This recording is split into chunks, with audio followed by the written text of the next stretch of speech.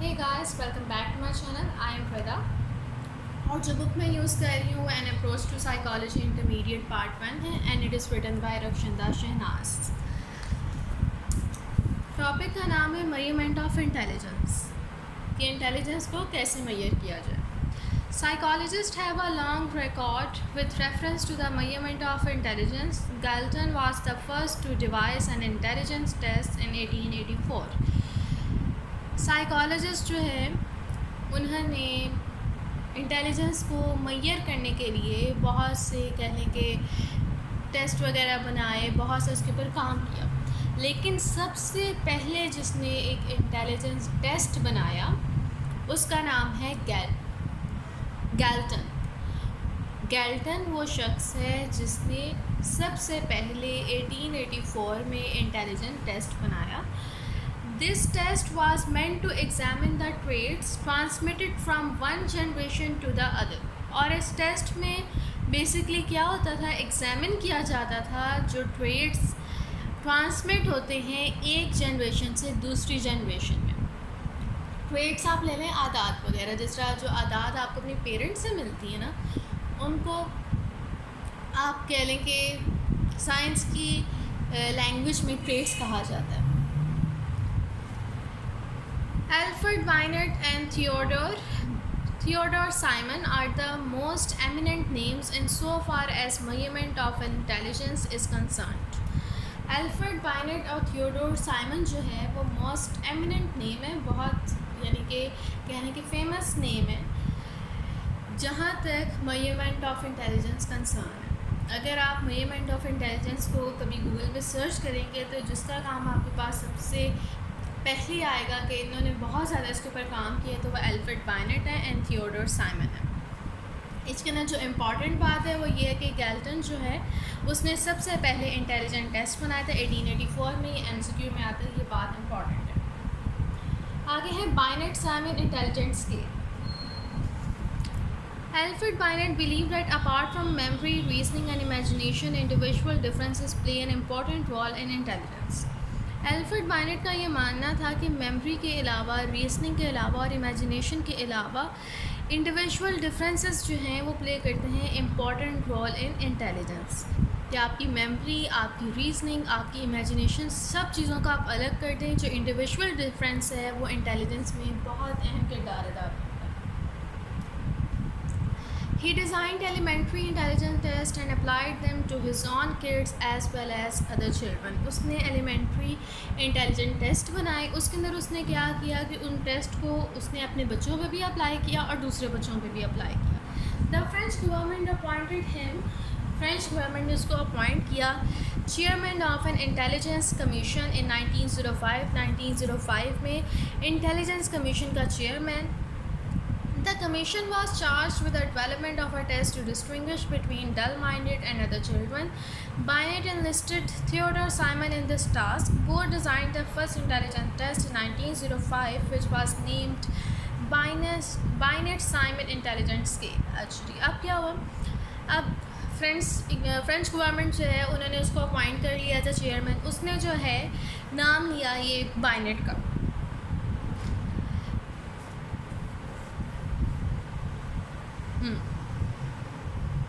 एक minute.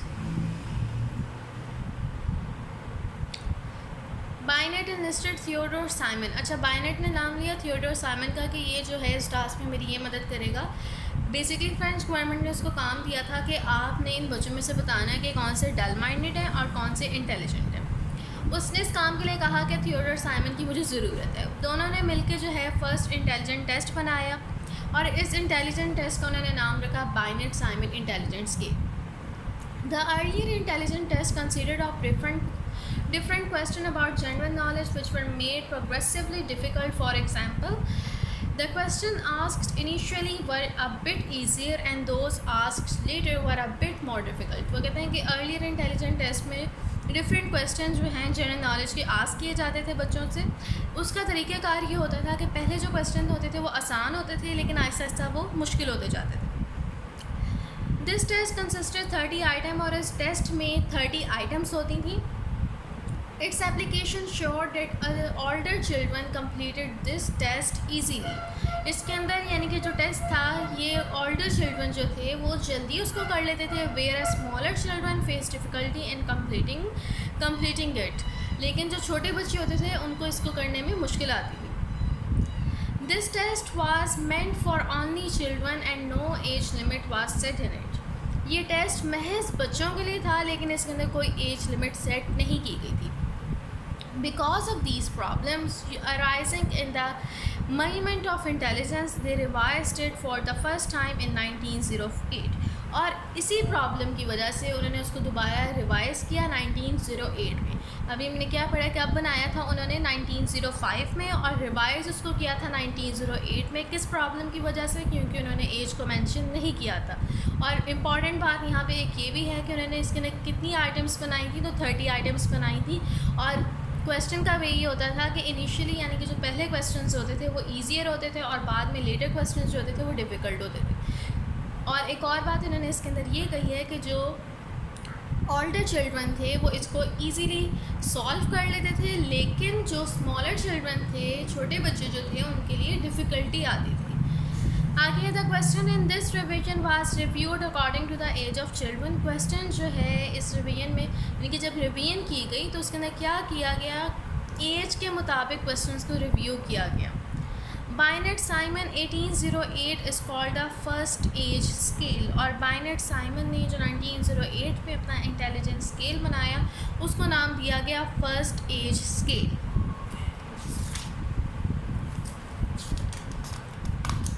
The 1911 scale and mental age. This test was revised again and again to improve it. और बाद में क्या हुआ, इस टेस्ट को बार बार रिवाइज किया गया ताकि इसको इम्प्रूव किया जा सके. And rule out the chance of any error in the measurement of intelligence. और क्यों रिवाइज किया जाता था? इसलिए ताकि अगर कोई इसमें एरर है, कोई गलती है तो वो सही की जा सके. The 1911 scale contained classification of questions for 3-year-old to adult. 1911 में जो स्केल बना उसको 1911 स्केल कहते हैं. The 1911 स्केल उसके अंदर क्लासिफिकेशन ऑफ क्वेश्चन थी फॉर 3-year-olds टू एडल्ट. यानी कि क्लासिफिकेशन ऑफ क्वेश्चन का मतलब ये कि 3 साल के बच्चे से लेके एडल्ट तक यानी कि जो बड़े लोग हैं उन तक के लिए क्वेश्चंस क्लासिफाई किए गए थे. यानी कि 3 साल के बच्चे के लिए ये क्वेश्चंस हैं, एडल्ट्स के लिए ये क्वेश्चंस हैं. Moreover, it began to be described according to mental age. और बाद में ये मेंटल एज के अकॉर्डिंगली डिस्क्राइब किया गया. इसकी एग्जांपल आप ये लें कि बेशक कोई बच्चा 12 साल का है लेकिन वो शुरू से ज़रा मैच्योर रहा है, तो आप ये देखेंगे कि जो उन्होंने क्लासीफाई किए क्वेश्चंस को, वो 12 साल का बच्चा हो सकता है अपनी एज से 2 गुना ज़्यादा जो बड़े क्वेश्चंस हैं उनको वो कर सके सॉल्व. तो बाद में इस वजह से उन्होंने क्या किया, उसको ये एज से हटा के मेंटल एज से कर दिया कि जो जितने क्वेश्चन कर सकता है यानी कि जिस मेंटल अपनी एज के मुताबिक वो इजीली क्वेश्चंस कर सकता है उतने वो कर ले. Since the revised test contain questions for children of different ages. तो रिवाइज क्वेश्चन जो थे वो डिफरेंट एजेस के लिए थे. Of the age of which questions the child manage to answer was called his mental age. और जितने questions बच्चा आंसर कर देता था वो उसको कंपेयर करते थे कि उसने कितनी एज के बच्चे के मुताबिक, हमारे मुताबिक यानी कि हमने जो क्वेश्चन बनाए थे 15 साल के बच्चे तक, अगर वो 12 साल के उसने 15 साल के बच्चे तक कर लिए तो इट मीन्स कि उसकी मेंटल एज जो है वो 15 साल है. Intelligence coefficient. William Stem introduced the method to find out the ratio between mental and chronological age and to compute intelligence score. William Stern जो है उसने इंट्रोड्यूस करवाया था method to find out the ratio between, ratio फाइंड करने के लिए mental और क्रॉनिकल एज, और फिर उसको कंप्यूट करता था वो इंटेलिजेंस स्कोर के साथ. It is called the intelligence coefficient और उसने उसको नाम दिया था इंटेलिजेंस कॉफिशिएंट का, एब्रीवेटेड टू IQ. और इसको हम IQ भी कहते हैं. IQ हम सुनते हैं ना, इसका IQ 100+ है, इसका 1000+ है, इसका ये है वो है. तो IQ का मतलब होता है इंटेलिजेंस कॉफिशिएंट. और बेसिकली क्या होता है कि जो आपकी मेंटल एज होती है उसको आपकी क्रोनोलॉजिकल एज से डिवाइड किया जाता है. Lewis Terman began to calculate score by a systematic formula and multiplied it by 100 to get it to get rid of point. अच्छा जी, अब आगे वो कह रहे हैं लुइस टर्मन एक और साइकोलॉजिस्ट है, उसने क्या किया कि इसके ने सिस्टमेटिक फार्मूला बनाया और उसको मल्टीप्लाई किया 100 से, ताकि अगर पॉइंट में आंसर आ रहे हो उसको ख़त्म कर दिया जा सके। This formula help to find out not only the intelligence score, ये फार्मूला ना सिर्फ इंटेलिजेंस स्कोर फाइंड करने में हेल्प करता है but also whether the child was more और less intelligence of for his age, और ये भी बताता है कि बच्चा अपनी एज के मुताबिक इंटेलिजेंट है या उससे भी कम इंटेलिजेंट है। The higher the score was than 100, अगर स्कोर जो है वो 100 से ज़्यादा होता था, the more intelligent the child was considered for his as, यानी कि अगर 100 से जितना उसका स्कोर ज़्यादा होगा उतना ही उसको इंटेलिजेंट समझा जाता था अपनी एज की निस्बत। And in case of score lower than 100, और अगर बच्चे का स्कोर 100 से कम होता था, the child was considered less intelligent for his as, तो उसको अपनी एज की निस्बत कम इंटेलिजेंट समझा जाता है। द 1916 स्केल, 1916 स्केल अब पढ़ेंगे। This test began to call Stanford, इस टेस्ट को जो है स्टैनफोर्ड का नाम दिया गया, Stanford Binet test story in 1916। Lewis Terman assisted Simon after the death of Binet. Terman belonged to Stanford University. Terman introduced many revisions in this test. He improved not only the content of question but also the method to compute score. अब 1916 scale में क्या है, इसको नाम दिया गया Stanford Binet test. अब आप कहेंगे कि वो जो पहला था साइमन, वो कहाँ गया, उसकी डेथ हो गई, तो उसके बाद जो है ये टर्मन साहब आए थे स्टैनफोर्ड यूनिवर्सिटी से ताल्लुक़ रखने वाले हैं, और टर्मन ने ना सिर्फ बहुत सी रिवीजन्स की थी टेस्ट में, बल्कि उसने जो कंटेंट ऑफ क्वेश्चन था और उसके अलावा जो आप स्कोर कंप्यूट करते हैं उसका जो मेथड था उसको भी चेंज किया था, उसको बेहतर बना दिया था। आगे Terman Continuing with the sequence of amendments, Lewis Terman once again revised Binet-Simon's intelligence scale in 1916.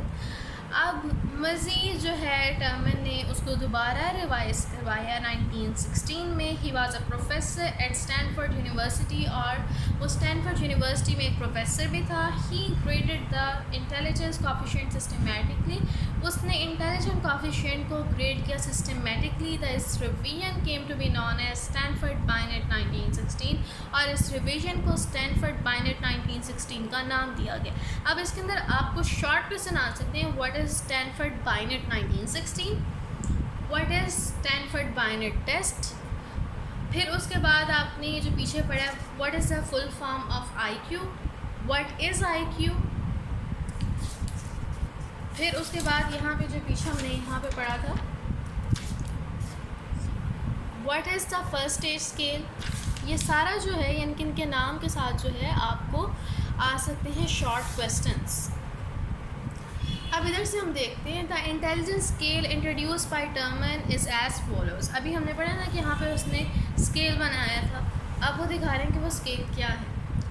अब इंटेलिजेंट कोफिशिएंट में वो कह रहे हैं कि अगर 0 to 24 आए उस बंदे का स्कोर तो it means that he is an idiot, और अगर 25 to 49 आया तो वो इम्बिसाइल है, अगर 50 to 69 आया then he is moron, and 70 to 79 आया then he is dull, 80 to 89 आया तो बॉर्डर लाइन आया, 90 to 109 यानी कि वो एवरेज है, और 110 से 119 तक आया then it is called as superior, no intelligent only.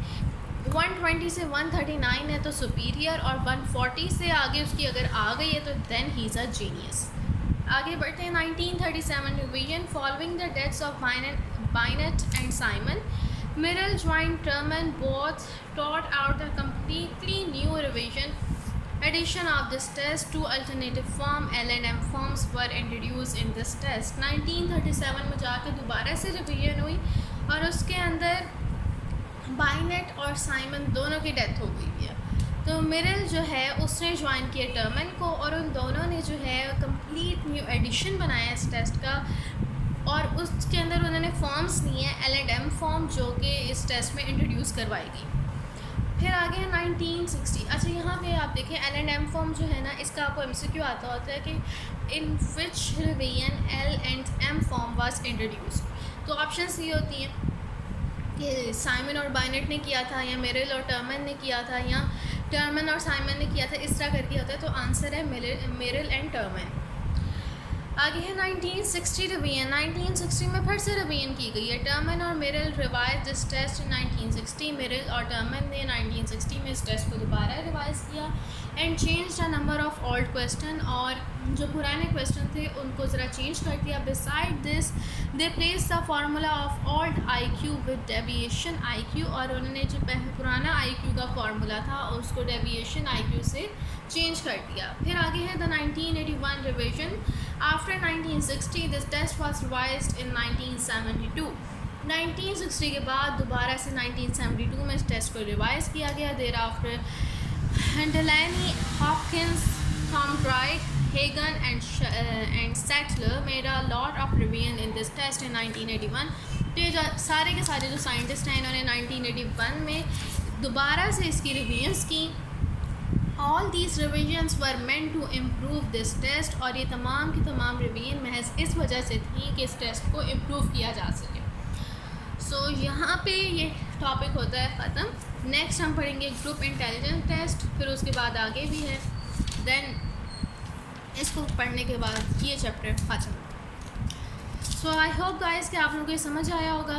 Bayonet Simon intelligence के इसके ना बेसिकली आपको शॉर्ट आते हैं, और अगर आपको लॉन्ग आए तो आपने इन सारी हेडिंग्स होना थोड़ा थोड़ा बयान करने के, इसके अंदर ये हुआ, इसके अंदर ये वाला बंदा था, इन्होंने ये किया, इसके अंदर ये वाला था, इसने ये किया। ज़्यादा बयान नहीं करना, थोड़ा थोड़ा बयान करना, ताकि आप टाइम में जो है उसको कंप्लीट कर लें।